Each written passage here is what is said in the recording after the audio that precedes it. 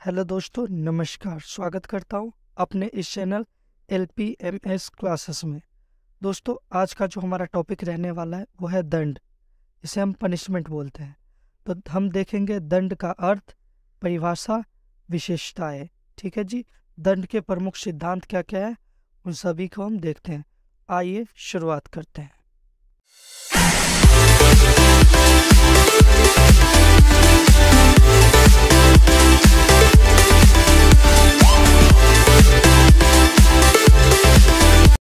तो दोस्तों, हम देखते हैं पहले दंड का अर्थ और परिभाषा। आदिकाल से ही समाज में दंड की व्यवस्था रही है, केवल समय समय पर इसका स्वरूप बदलता रहा है। प्राचीन काल में भय उत्पन्न करने व अपराध को रोकने के लिए और वर्तमान समय में अपराधी को सुधारने के लिए समय के साथ साथ दंड के उद्देश्य, ढंग तथा स्वरूप में काफी परिवर्तन आया है। दंड का मुख्य रूप से प्रयोग राजनीतिक विज्ञान तथा प्रशासन के क्षेत्र में किया जाता है। किसी अपराधी को उसके अपराध के निमित्त दी गई सजा को दंड कहते हैं। सिंथना के अनुसार दंड एक प्रकार की सामाजिक निंदा है और उनमें यह जरूरी है कि शारीरिक कष्ट अनिवार्य रूप से सम्मिलित हो। टॉफ्ट के अनुसार दंड वह जागरूक दबाव है जो समाज में शांति भंग करने वाले व्यक्ति को अवांछनीय अनुभव वाला कष्ट देता है। वेस्टर्न मार्क के अनुसार दंड वह यातना या कष्ट है जो अपराधी पर उसका समाज के द्वारा या उसके समाज के नाम पर अस्थायी व अस्थायी सदस्य है एक निश्चित रूप से लागू किया जाता है। इन परिभाषाओं से स्पष्ट है कि दंड देने का कार्य समाज या राज्य द्वारा किया जाता है।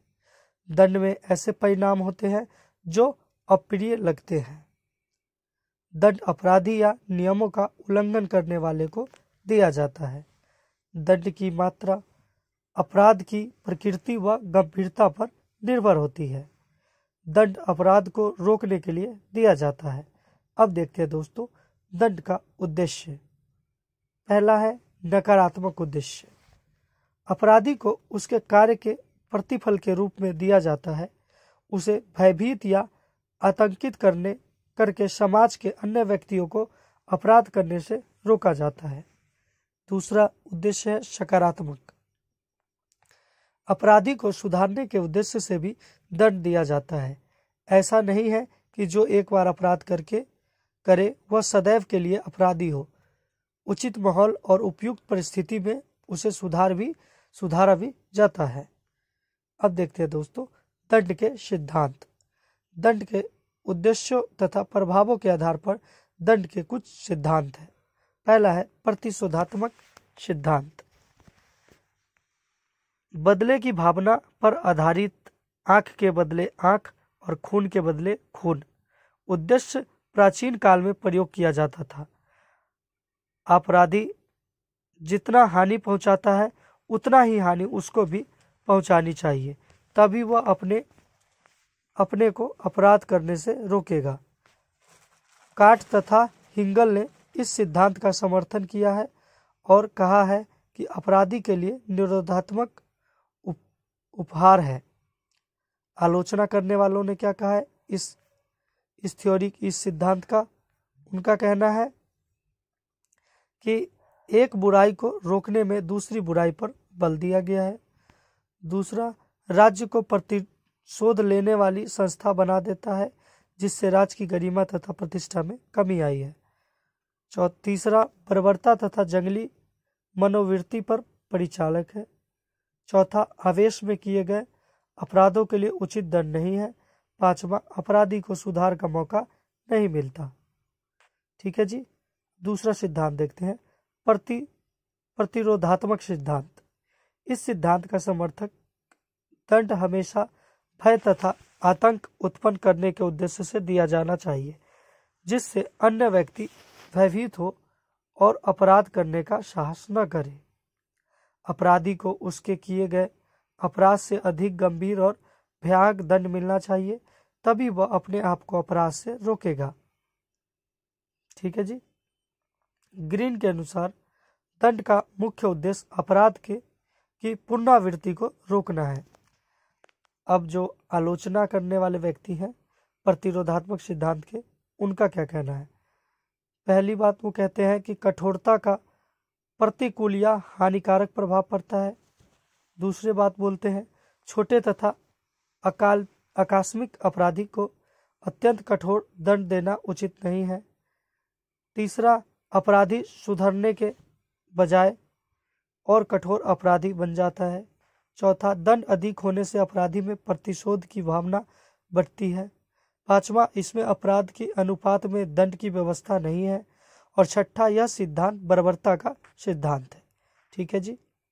अब देखते हैं तीसरा सिद्धांत, निरोधात्मक सिद्धांत।